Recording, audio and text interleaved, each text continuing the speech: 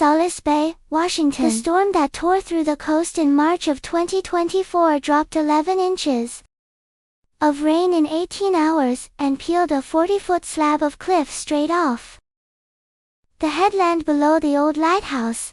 When the slide settled, it exposed a tidal cave that hadn't seen daylight in longer than anyone in town could remember, and wedged into a crevice at the back of that cave, packed in clay and barnacles, was an iron chest with a hinge so rusted it crumbled to powder the moment a crowbar touched it.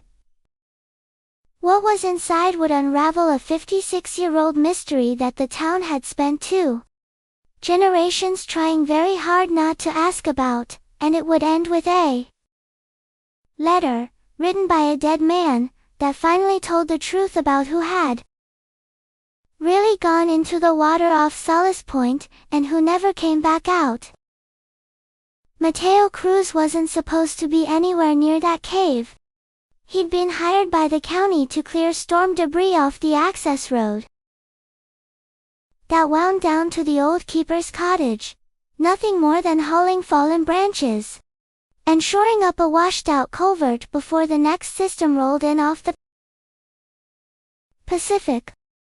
But low tide that week dropped further than the charts predicted, nearly 9 feet below the mean line, and when Mateo walked the beach on his lunch break to see what the slide had uncovered, he found a mouth of black rock that hadn't existed the day before.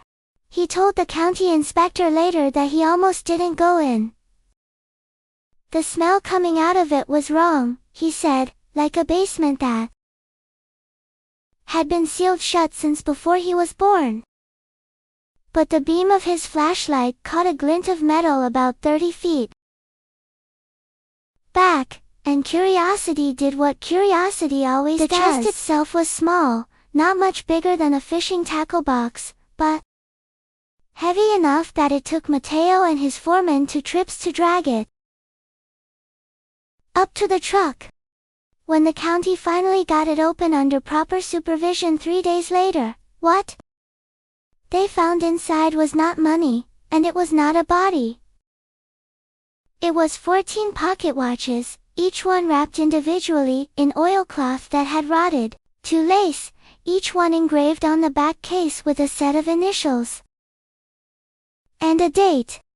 The dates ran from 1962 to 1994. Tucked beneath the watches was a leather-bound ledger, swollen with damp, its pages fused together except for a handful near the back, and on those surviving pages was a column of names written in code, a column of dates, and a single word repeated again and again in cramped handwriting: departed.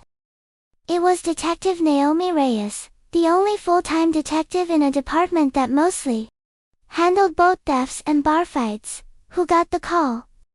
Solace Bay had fewer than 2,000 year-round residents, a fishing fleet that had shrunk from 40 boats to 6 since the 90s, and exactly 1 cold case that anyone still talked about at the diner counter when the weather kept the boats in. That case had a name. Robert Calloway, 22 years old, vanished off the deck of his own boat, the Marigold, on the night of September the 11th, 1969. The Marigold was found drifting empty 2 miles offshore the next morning, engine still idling, coffee still warm in the thermos, no sign of Robert anywhere. The Coast Guard called it a drowning. His sister never believed a word of it. June Calloway was 78 years old in the spring of 2024, and she still lived in the same shingled house on Tideline Road where she'd grown up with her brother, 3 years her senior and, by every account in town, the steadiest hand on any boat in the harbor. She had spent 55 years keeping a framed photograph of Robert on her mantle, his cap pushed back, laughing at something out of frame, and she had spent almost as many years being gently told by everyone from the sheriff to her own late husband that it was time to let it go. she did not let it go. When the call came that a watch with the initials RC and the date, the 11th of September 69, had turned up in an iron chest pulled from a sea cave below the lighthouse, June Calloway sat down at her kitchen table, and did not get up for a long time. The night it happened. To understand what Reyes was walking into, she first had to understand what had actually happened to Robert Calloway, or at least what the town had told itself had happened. In September of 1969, Solace Bay was a working harbor, full of young men who fished, men who were also, that year, watching their draft numbers get called, one by one for a war most of them had no interest in. Robert had pulled number 41 in the lottery that summer. He had 11 weeks to report. His sister remembered him being quiet about it, not scared exactly, but distant, like a man doing math in his head that he didn't want to share the answer to. On the night of the 11th, Robert told his mother he was taking the Marigold out for a late run, chasing a school of silver salmon that had been spotted off the point. That was not unusual. What was unusual was that he hugged his mother before he left, something he hadn't done since he was a boy, and he left an envelope on his dresser addressed simply to June, which she did not find until 2 days later, because she'd been staying at a friend's house that week. Inside was $40, all the money he had, and a single line. "Don't look for me too hard. I'll find a way to let you know I'm alright." The Coast Guard's official theory was that Robert had gone overboard while working the nets alone, struck his head, and drowned, his body carried out by the tide, and never recovered, which was tragically common enough along that stretch of coast, that nobody pushed very hard for another explanation. June showed the note to the sheriff at the time, a man named Bert Holloway, and watched him fold it up, hand it back to her, and tell her that grief made people read meaning into things that weren't there. She kept the note anyway. It was, until the chest was found, the only physical thing she had that suggested her brother had walked toward his disappearance with open eyes rather than been swallowed by an accident. The lighthouse and the keeper.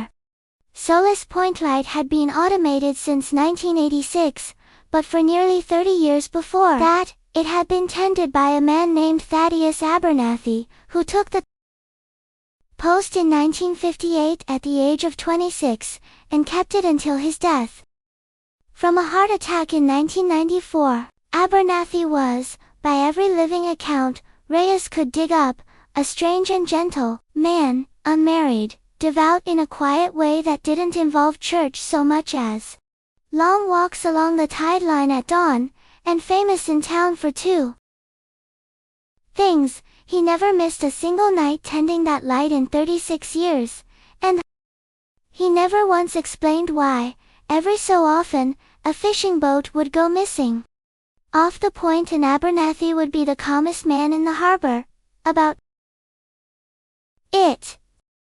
Reyes pulled Abernathy's personnel file from the Coast Guard archive in Seattle, a process that took 6 weeks and 2 formal requests, and found it strikingly thin for a man who'd held the post that long.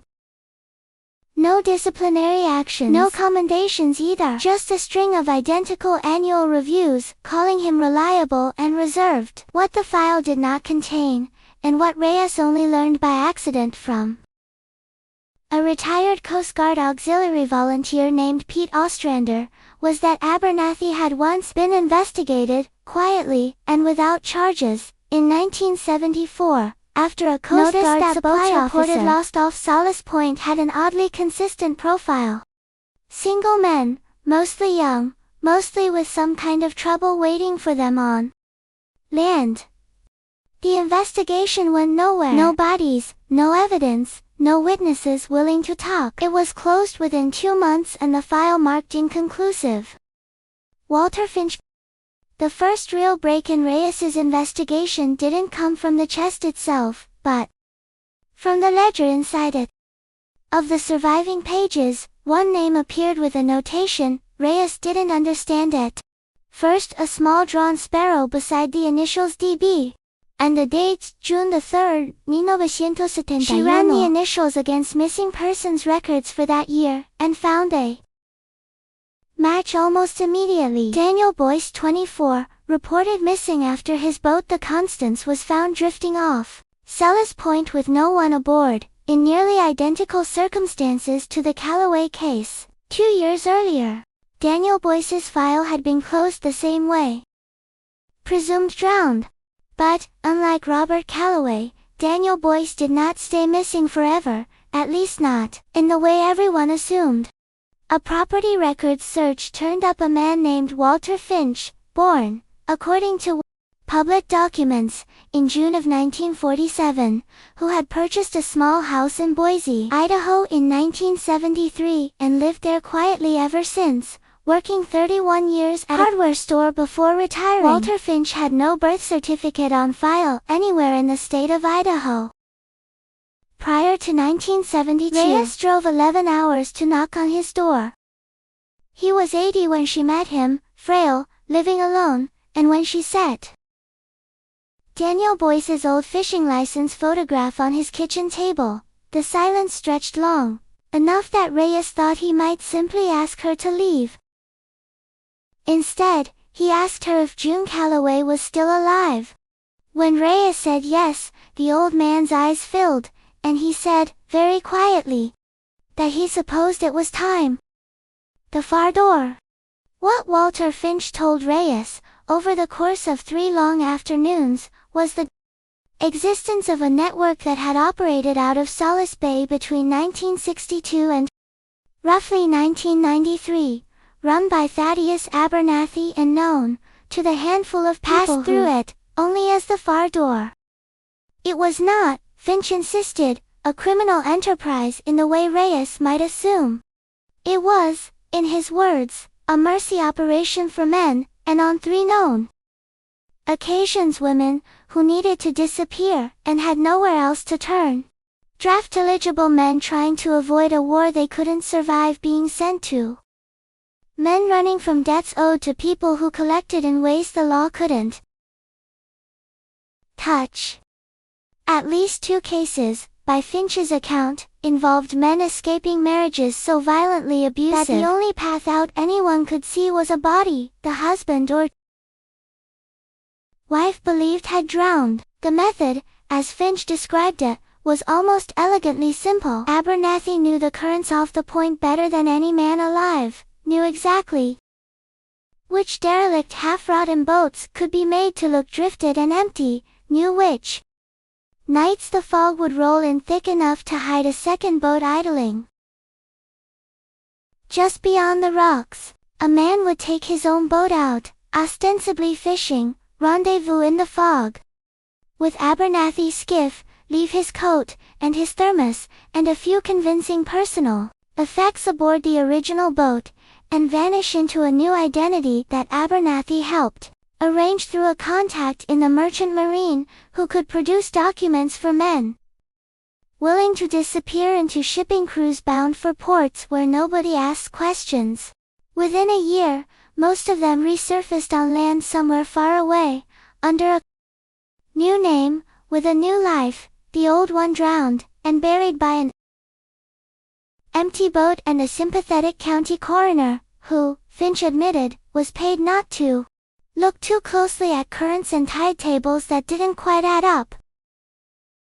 In exchange for passage, Finch said, every man who went through the far door left something behind with Abernathy, a watch, usually, since nearly every fisherman carried one, engraved beforehand with initials and the date of his departure. Abernathy kept them, Finch believed, the way another man might keep photographs, proof, to himself, of every life he'd managed to save. The brother Reyes asked the obvious question, did Robert Calloway go through the far door? Finch said he didn't know Calloway personally, their departures 3 years apart, but he said something that made the hair go up on Reyes's arms. He said that in the small, scattered network of men who'd gone through Abernathy's door and quietly kept in touch with each other over the decades through forwarded letters and the occasional phone call, Robert Calloway's name had never come up. Not once. Every other name in that ledger, Finch said, belonged to a man he'd eventually heard from, second-hand. Robert Calloway's name was the only one nobody could ever account for. That detail sent Reyes back to the ledger with fresh eyes, and back at the lab. A forensic document examiner finally got enough of the swollen pages apart to reveal something that had been hidden by the damage. Beside most names in the ledger, Abernathy had written a small checkmark at a later date, in a different ink, as though confirming something. Beside Robert Calloway's entry, instead of a checkmark, there was a question mark, circled twice, and beneath it, in handwriting, clearly written years after the original entry, 3 words. Where is he? The lighthouse keeper's room. Solace Point Light had been decommissioned and handed to a small historical preservation trust. In 2009, the cottage below it kept as a modest museum that opened only in summer. The lens room at the top of the tower had been sealed off from public access for safety reasons since a stairwell inspection in the 90s, and when Reyes asked the trust's caretaker, a soft-spoken retiree named Carol Whitfield, whether anyone had been up there since, Carol admitted that, as far as she knew, nobody had. It took 2 days to get a structural engineer to clear the stairs. When Reyes finally climbed into the lens room, dust thick enough to leave footprints, she found Abernathy's old logbooks, stacked on a shelf, bolted into the wall, 36 years of entries in the same cramped hand as the ledger, mostly mundane weather notes and fuel counts, but tucked behind the bottom shelf, in a space that wouldn't have been visible without moving the whole unit, was a sealed tin box, and inside it, a single envelope, yellowed, addressed to whoever finds this, and dated, in a hand-grown, shaky with age the 3rd of April, 1994, 11 days before Thaddeus Abernathy recorded the letter. Reyes read it first alone, in the lens room, with the wind coming hard off the water outside the glass. It began as a confession of the far door itself, laid out plainly, the names, the method, the reasoning, written by a man who clearly believed he was dying and wanted some record of what he'd done to exist somewhere, even if only for his own conscience. He wrote about the men he'd helped, the marriages they'd escaped, the war some of them never had to fight. He did not ask forgiveness for any of that. I would do it again, he wrote, for every one of them except one. The letter went on to describe September the 11th, 1969, the night Robert Calloway disappeared, and what Abernathy claimed had actually happened. According to the letter, Robert had indeed come to Abernathy weeks before, frightened of the draft and of something else he wouldn't name, asking for passage through the far door. Abernathy had agreed, and the plan had gone forward exactly as it had for every man before him, with one difference. The man who normally piloted the second skiff out to the rendezvous point, Abernathy's longtime hand and the only other person who knew the full mechanics of the operation, a deckhand named Silas Webb, had gone out alone that night because Abernathy himself was laid up with a fever. Webb returned before dawn and told Abernathy that the transfer had gone smoothly, that Robert was safely aboard a freighter bound south, same as always. For years, Abernathy believed him. It was only in 1976, he wrote, after receiving second-hand word through the network that every other man who'd passed through the door had eventually been heard from, in one form or another, that he realized Robert Calloway never had. He confronted Webb, who grew angry, denied everything, and the two men never spoke again, though Webb continued working the harbor for another decade. Abernathy wrote that he had no proof, only a feeling that had calcified over 25 years into certainty, and a fear that exposing his suspicion would also expose the dozen lives he'd genuinely saved, men with new families who had nothing to do with whatever Webb had done. I have spent my whole life weighing one truth against many kindnesses, he wrote. And I have made my choice. I am not asking you to agree with it. The letter ended with a single request. If anyone ever found it, he asked that they look in the cove below. Hollow Rock, half a mile north of the point, where Webb had kept his own small boat moored for years, in a stretch of water locals avoided because the current ran strange and the bottom dropped fast. Silas Webb. Webb himself was easy to trace and impossible to question. He had died in 1998, 4 years after Abernathy, of a stroke, leaving no children and a small estate that had long since been settled and forgotten. What Reyes could find of his motive came from an unlikely source, June Calloway herself, who, when shown Webb's name for the first time in 55 years, went very still and told Reyes something she had never told anyone, including the original sheriff, because at 17 she hadn't thought it mattered. Silas Webb had courted her, briefly, in the summer before Robert disappeared. Robert hadn't liked him, had told her plainly to stay away from him, and the two men had argued, more than once, about something June had assumed at the time was simple jealousy over her.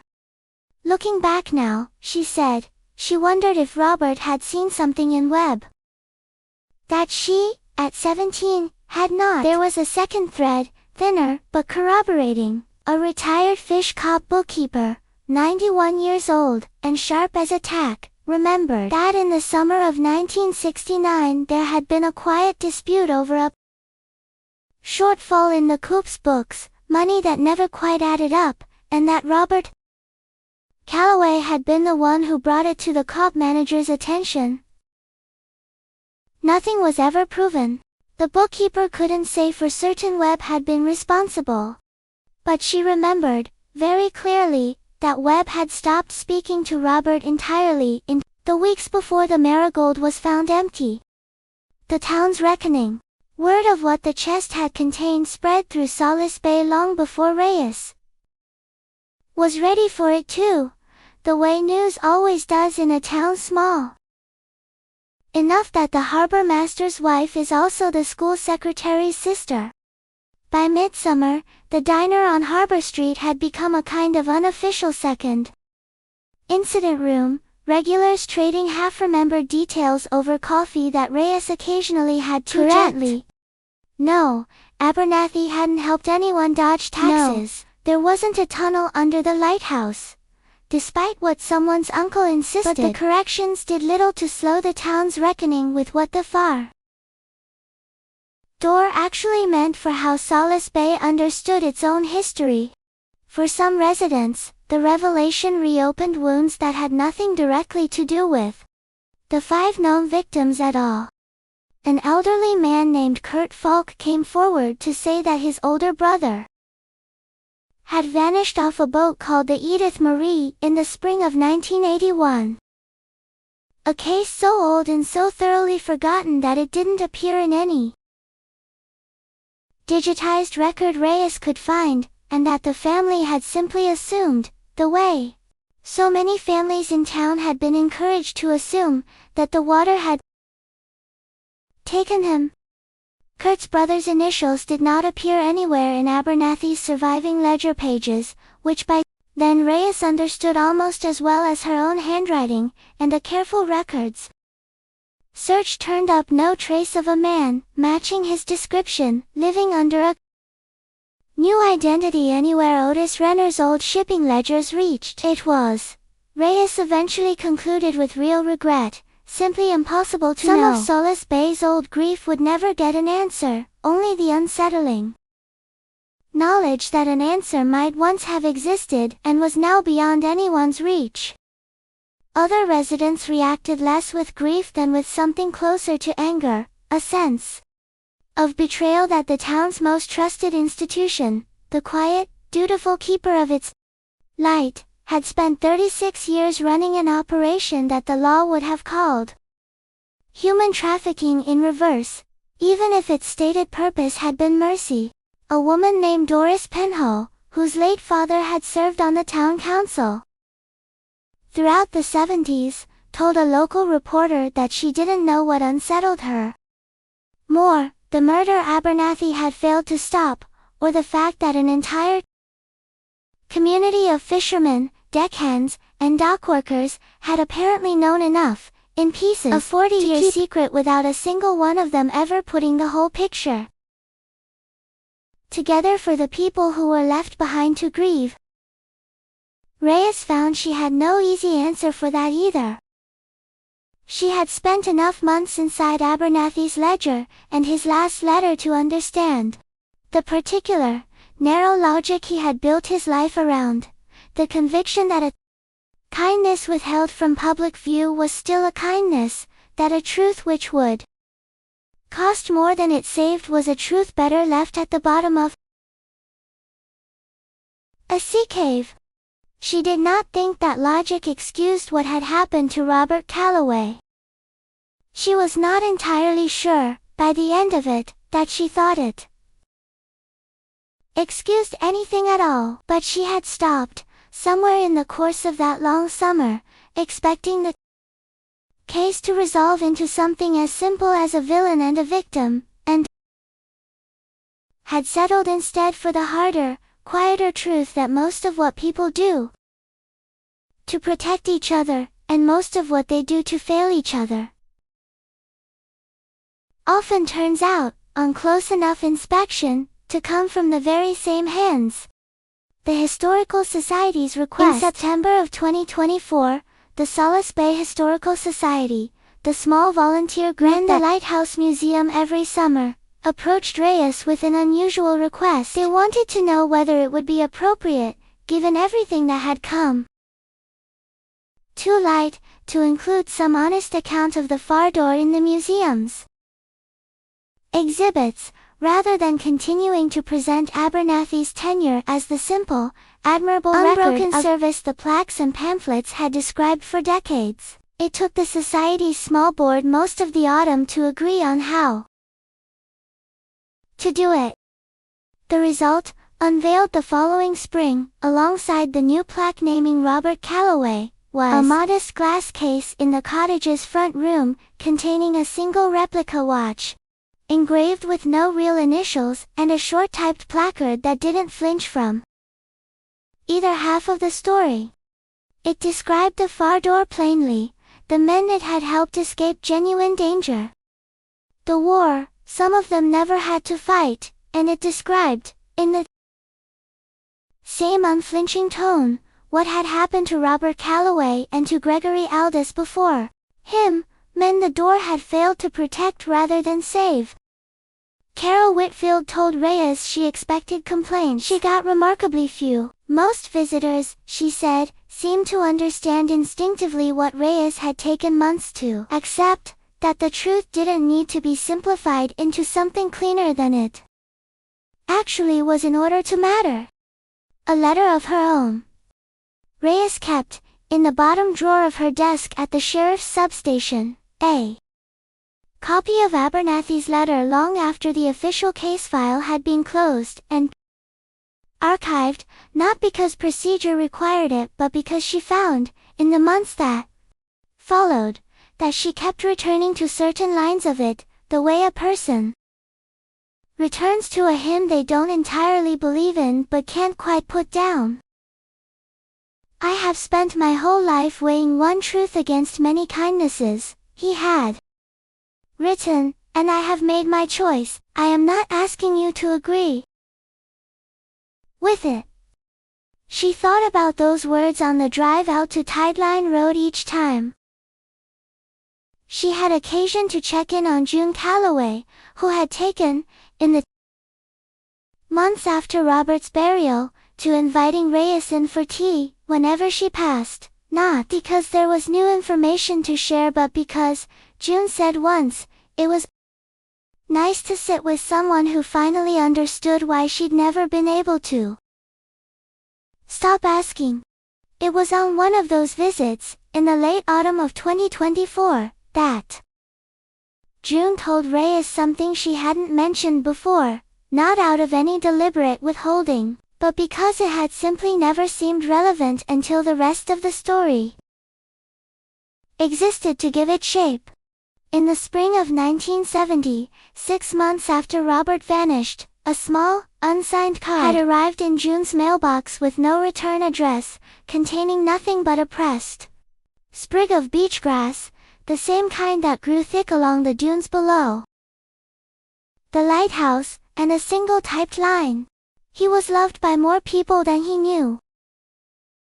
June had assumed, for 54 years, that it was some well-meaning stranger's attempt at comfort, the kind of anonymous kindness small towns sometimes produce after a tragedy. Looking at it now, laid beside everything she'd learned about the man who'd kept that lighthouse, she wondered if it had been Abernathy's own quiet, coded apology, sent the only way his strange and narrow conscience would allow, for a debt he could never bring himself to name out loud. Reyes didn't tell her there was no way to know for certain. She had learned, by then, that some kindnesses are worth letting a person keep, whether or not they can ever be fully proven. The dive.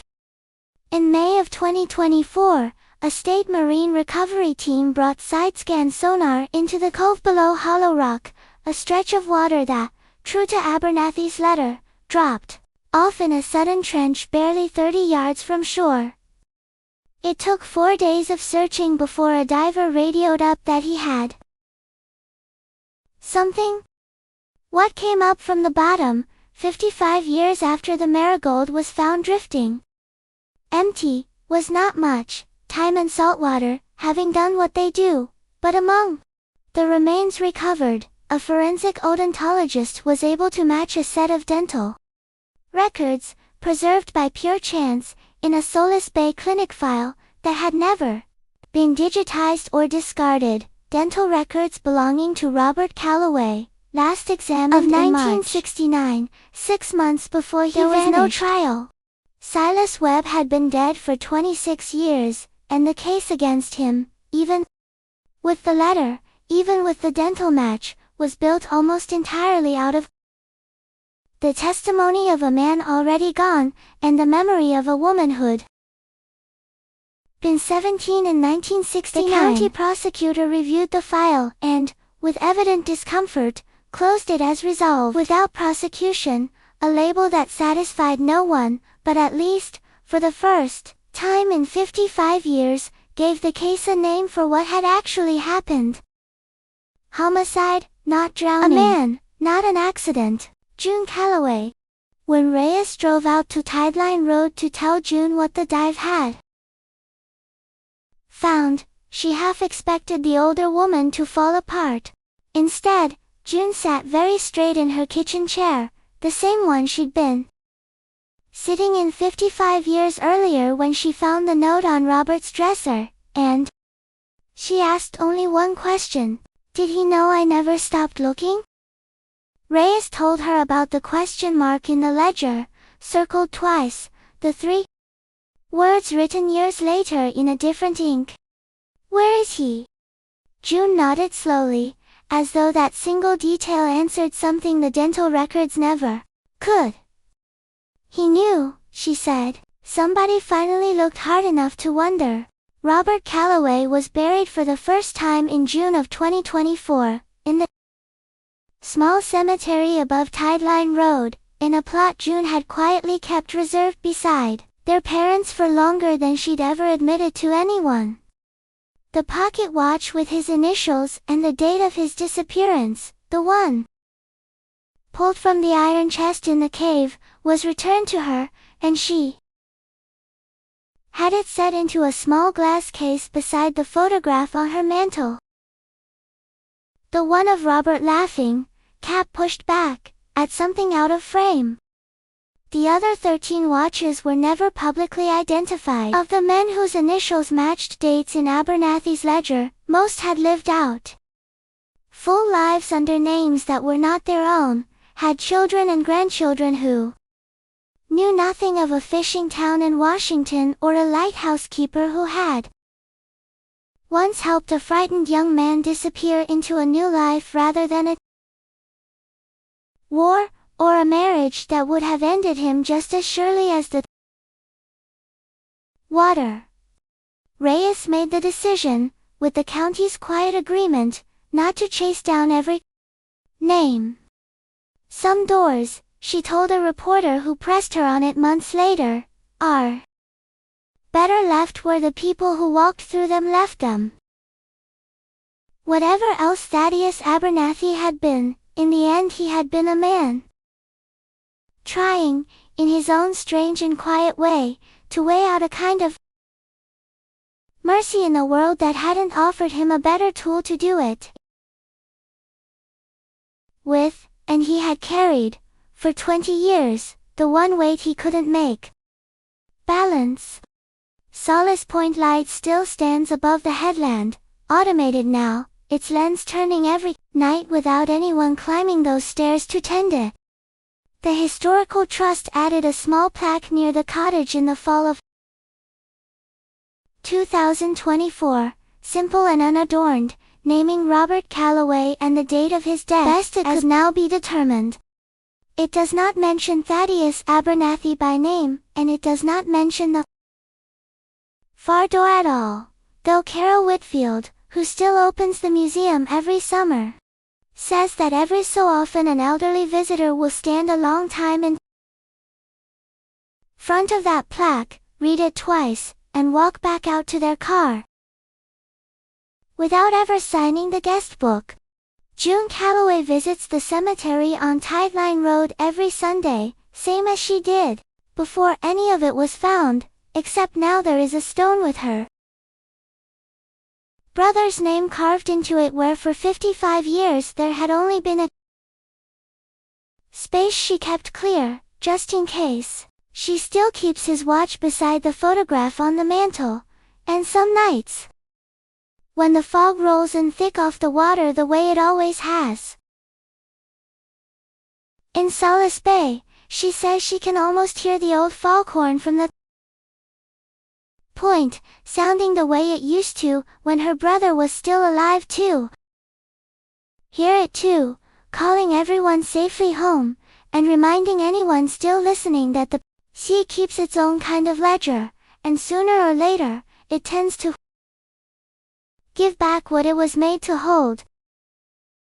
The county had barely closed its file on Robert Calloway when a second thread, one nobody had been looking for, began to pull itself loose. It started with a phone call to Naomi Reyes's office from a woman named Patricia Voss calling from a retirement community outside Tacoma, who said she'd seen the local news segment about the chest in the cave and needed to speak to whoever was handling it. Patricia was 86. She told Reyes, in a voice that kept catching, that her late husband had once told her, only once, very late at night, and only after too much wine, that he had not always been Gerald Voss. Gerald Voss had died in 2019, and Patricia had spent the 5 years since wondering whether to say anything to anyone about the thing he'd told her that night, a confession he never repeated, and that she'd have convinced herself she'd misremembered. He had said his real name was Arthur Lindquist, that he had fished out of a town in Washington called Solace Bay, and that in the spring of 1965 a lighthouse keeper had helped him disappear from a life that, in his words, would have killed him slower, but just as surely as any war. He never explained further. Patricia hadn't pressed. She had simply filed the moment away as one of those strange, unrepeatable things a marriage sometimes contains, and she might have taken it to her own grave. If she hadn't turned on the television and seen Solace Bay's name on the screen. Reyes drove the 4 hours to Tacoma the following week. Patricia produced a small cedar box that had belonged to her husband, one she'd never had the courage to open fully, and inside, beneath a stack of old Union cards from a Tacoma shipping company, was a folded letter, undated, written in handwriting Reyes now recognized instantly. It was Thaddeus Abernathy's. The letter was brief, almost businesslike, congratulating Arthur on the new life he'd built, and reminding him gently, in case he ever doubted it, that the door behind him had been closed for a reason, and ought to stay that way. At the bottom, in the same hand, was a small drawn anchor, the same kind of symbol Reyes had seen scattered through the ledger pages beside certain names. A private mark, she now understood, that Abernathy had used for the men whose departures he was proudest of, the ones who had gotten clean away from something that truly would have destroyed them. Arthur Lindquist, it turned out, had been fleeing a stepfather in Solace Bay, notorious in hushed, half-remembered town gossip for a cruelty nobody had ever managed to prove against him in any court, and his disappearance off the deck of a boat called the Wayfarer in April of 1965 had been recorded, like all the others, as an unsolved drowning. Reyes pulled the old Wayfarer file from the county archive almost as an afterthought, expecting nothing more than another closed case to quietly annotate. What she found instead was a name she hadn't expected to see again. The deputy who had signed off on the Wayfarer's drowning report, dismissing it without much investigation in the spring of 1965, for years before the Marigold, was a young patrolman named Bert Halloway, the same man who would later become sheriff, the same man who would fold up June Calloway's note in 1969 and hand it back to her with a kind, dismissive word about grief. It took Reyes another week of digging through county hiring records to understand why. Bert Halloway, she discovered, had been Silas Webb's cousin by marriage, a connection so minor, and so long buried that nobody in town under the age of 70 even remembered the families had ever been linked. It did not prove that Halloway had known what Webb had done to Robert Calloway. The evidence never quite closed that particular gap, and Reyes was honest enough in her own notes to admit it might never close. But it explained, finally, why two separate drownings off the same stretch of water, 14 years apart, had each been waved through by the same office with the same tired phrase, tragically common along that coast. It was not that Solace Bay's sheriff's department had been complicit in covering up a murder. It was something smaller and sadder, the kind of quiet, familial incuriosity that lets a wrong thing settle into the shape of normal, simply because asking harder questions would have meant looking too closely at family, and town, and the threads holding both together. Reyes never charged anyone over the Halloway connection. Bert Halloway had been dead since 2003, and there was, in the end, no statute under which incuriosity could be prosecuted even if she had wanted to try. But she added Arthur Lindquist's true name to the small unofficial record she'd begun keeping in her own files, a record that existed nowhere official, of every life the far door had touched, the saved and the lost both, and she drove home that night past the lighthouse on the headland, its light turning patiently over the water the way it always had, and found herself thinking that some buildings, like some people, hold more inside them than they ever let on, right up. Until the moment the ground finally gives way and lets the light back in. A second name in the margin. The Lindquist thread might have been the last surprise the case had to offer. If a records clerk in Pierce County hadn't called Reyes's office that November, about an unrelated matter entirely, a downtown Tacoma redevelopment project that had stalled after construction crew's excavator struck something in the foundation soil of a waterfront lot once, occupied by a row of cheap boarding houses that had served the port's transient dock workers for most of the 20th century.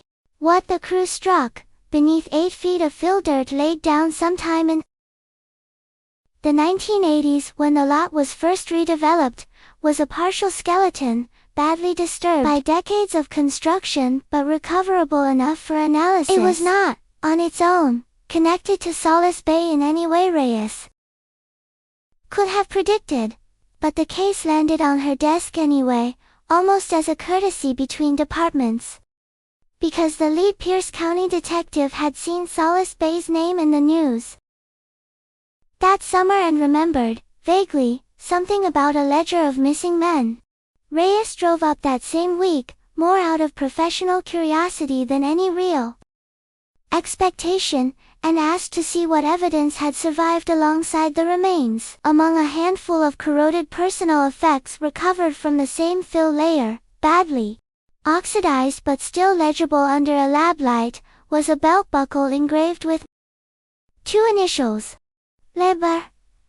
Back in Solace Bay, Reyes returned to Abernathy's ledger with a focus she hadn't needed before. On a page dated 1984 was an entry for initials LM, followed by the same word as all the others, departed, and beside it, in the same later, different colored ink Abernathy had used for Robert Calloway's entry, the same unmistakable question mark, circled twice. The name behind the initials took another month to confirm through Old County employment records, but it eventually came back to a man named Lyle Mercer, 29A, deckhand who had worked the Solace Bay docks only briefly in the early 80s. Before vanishing off a borrowed boat in the spring of 1984 under circumstances nobody at the time had bothered to investigate closely, since Mercer had no family in town, no fixed address, and, as far as anyone could tell, nobody who would come looking for him. Walter Finch, when Reyes called him again, said he remembered Mercer only vaguely, a quiet man running, he believed, from debts owed to people in Seattle who collected violently, and that like Robert Calloway's name, 14 years earlier, Mercer's had simply never resurfaced anywhere in the loose, informal network of men who'd passed safely through the far door and quietly stayed in touch. Finch had simply assumed, all those years, that a man with no family and few friends had drifted further than the others, slipping out of contact the way transient men sometimes do, rather than never having reached safety at all. The thread that connected Lyle Mercer's belt buckle to Solace Bay led, after weeks of careful records work, to the same name Reyes had already encountered that year. Otis Renner, the Tacoma dock clerk, who had quietly arranged new identities and shipping berths for the men Abernathy sent his way, had operated, Reyes now understood with a sinking, complicated dread, almost entirely without oversight for nearly 2 decades. Abernathy had trusted him because Renner had never once given him cause not to. A system that worked precisely because the men with families to hear from them did, in fact, eventually write home. What Abernathy had no way of seeing was that the men who arrived in Tacoma with no family waiting to hear from them, the Lyle Mercers of the network, transient and unattached and therefore unmissed, represented a different kind of opportunity. A man whose own finances, port records, eventually showed, had been quietly strained for most of the 1980s by a gambling habit several former co-workers remembered him keeping carefully hidden. Reyes could never prove exactly how many men Renner had genuinely placed safely aboard outbound ships over the decades and how many he had instead robbed and quietly disposed of before reporting them, in his own informal notes back to Abernathy, as successfully departed. The fill site excavation recovered only Lyle Mercer's remains in any usable condition, though a follow-up ground survey of the adjacent lot, conducted the following spring, flagged to additional anomalies. The property's current owner declined to authorize excavating. Otis Renner had died in 2008, 16 years before any of it surfaced, survived by no children and remembered, in the brief obituary his Union local printed at the time, as a quiet, reliable man who'd kept the same job for nearly 40 years. There would be no trial for him any more than there had been one. F4 Silas Webb. What troubled Reyes most, turning the case over on the long drive back from Tacoma, was the particular shape of the vulnerability Renner had exploited. Abernathy's network had been built to protect men who had someone back home worth surviving for. It had never been built to protect the ones who had nobody at all. And that distinction stayed with her long after the file was finally closed. The memorial.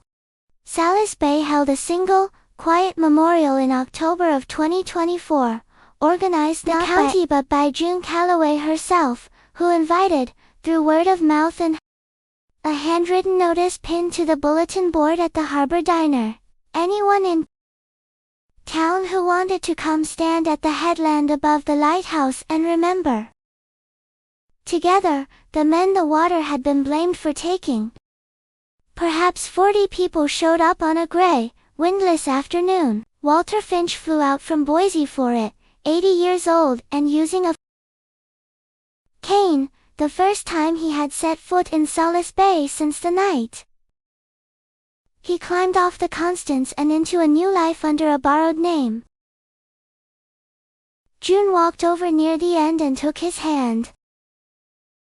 "I'm glad one of you made it all the way home, even if it wasn't my brother," she told him.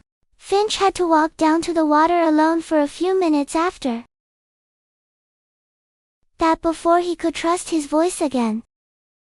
There was no formal program, just people standing together in the wind off the point, while Carol Whitfield read the names aloud, one after another, the only ceremony any of them had ever been given. Robert Calloway, Gregory Aldous, Lyle Mercer.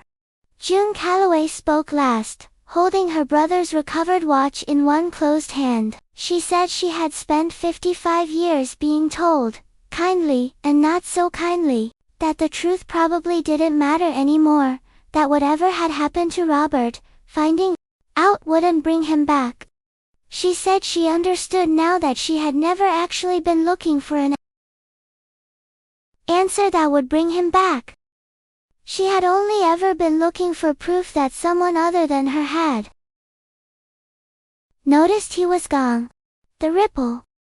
By the time a regional newspaper ran a long feature on the far door that winter, picked up afterward by 2 national outlets looking for a quiet season human interest story, Reyes began fielding a different kind of call entirely, not from anyone connected to Solace Bay but from small departments up and down the coast wondering, often a little defensively, whether their own towns, old unsolved drownings deserved a second look.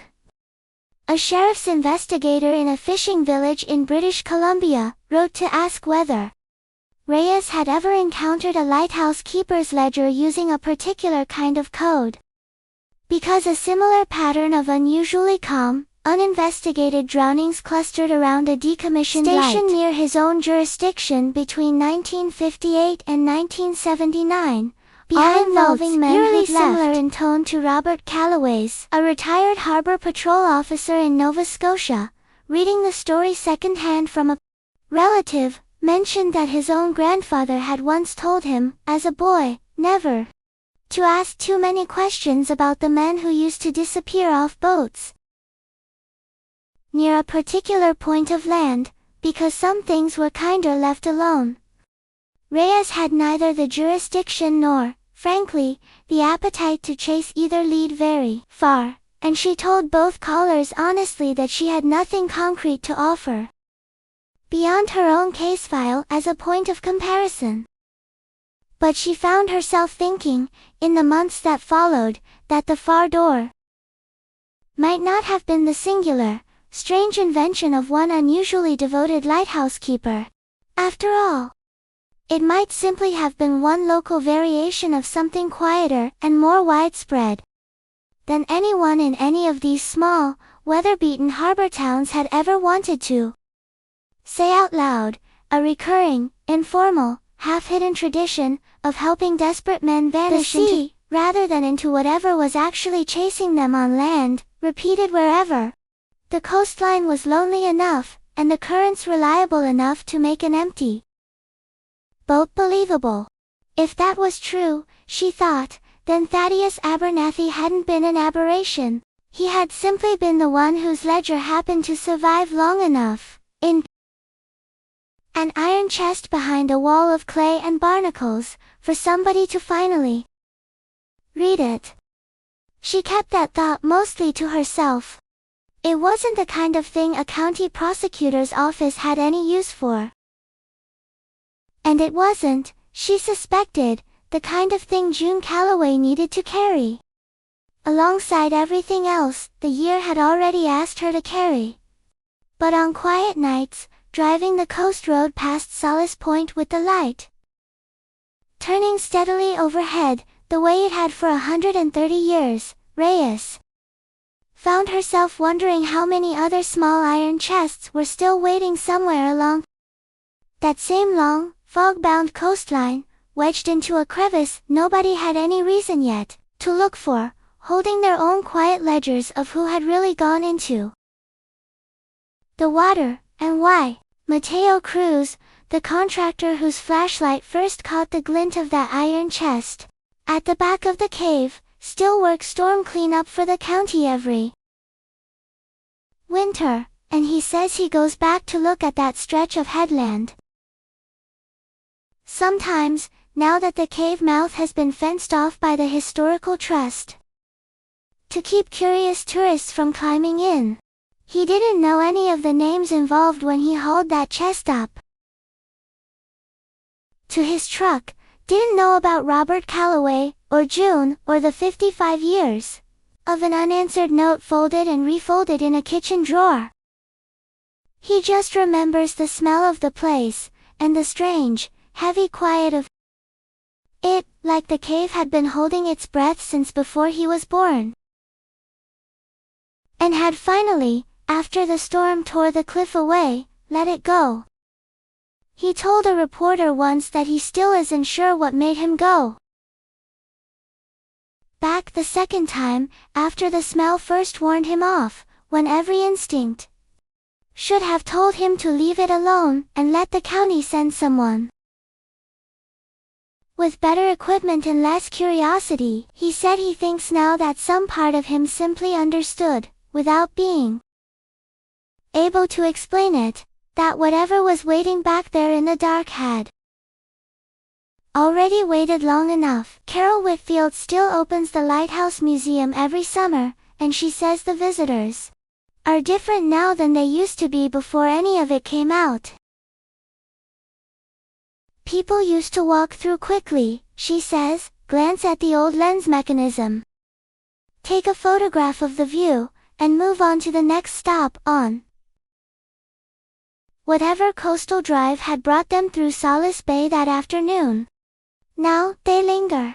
They read the new placard twice, sometimes 3 times, and a fair number of them ask her, quietly, whether she ever met Thaddeus Abernathy herself. She tells them the truth, that she didn't, that she only knows him, the way. Everyone in town eventually came to know him that year, through a ledger and a letter and the slow, uncomfortable work of deciding what to do with. A man who had been both more and less than the hero his plaque had once called him. What she tells them after that, if they ask, is the same thing she told Reyes on the day they finally cleared the stairs to the lens room. Together, dust thick enough to leave footprints, the wind coming hard against the glass. Most lighthouses are only ever known for the one thing they were built to do, she said, warn the ships away from the rocks. It took 56 years and a storm tearing the cliff apart to find out. This one had spent half its life doing something else entirely in the dark. Below the light, something nobody had ever thought to ask about because the light itself never once stopped doing its job. June Calloway turns 79 this year. She still makes tea for anyone who knocks on her door with a question about her brother, still keeps his watch beside the photograph on the mantel, the glass case dusted every Sunday, along with everything else in that small shingled house on Tideline Road. She says she has stopped waiting for anything more from the case, not because she's lost interest, but because she finally has, after 55 years, everything she was actually waiting for: a name for what happened, a stone with his name carved into it, and proof, written in another dead man's hand and circled twice, that somebody, even if it took decades, had finally looked hard enough to wonder where her brother had gone. She says the hardest part now isn't the grief, which she has long since made room for in her life, the way a person makes room for a permanent house guest. It's the strange, quiet gratitude she sometimes feels toward a man she never met. A lighthouse keeper who weighed her brother's life against a dozen others and chose, in the end, not to look closely enough, and who spent the last 20 years of his own life unable to put that choice down. She doesn't forgive him, she's careful to say. She just understands him a little better than she ever expected to, and on the coast, in a town built on water that keeps its own kind of accounts, she has learned that understanding is sometimes the closest thing to peace that a person actually gets. Solace Point light still stands above the headland tonight, the way it has every night for longer than anyone living can remember, its beam sweeping the dark water in the same slow, patient arc that once guided fishing boats home, and, for 36 careful years, occasionally guided a very different kind of vessel out past the rocks instead. Somewhere below it, the tide is doing what it has always done along that stretch of coast, working at the cliffs a little at a time, patient in a way no person ever quite manages to be, and somewhere along that same dark shoreline, in a town that has finally learned to stop calling its grief an accident, a porch light burns, and a watch sits in a glass case beside a photograph of a young man laughing at something out of frame, and the sea, for now, keeps the rest of its ledger to itself.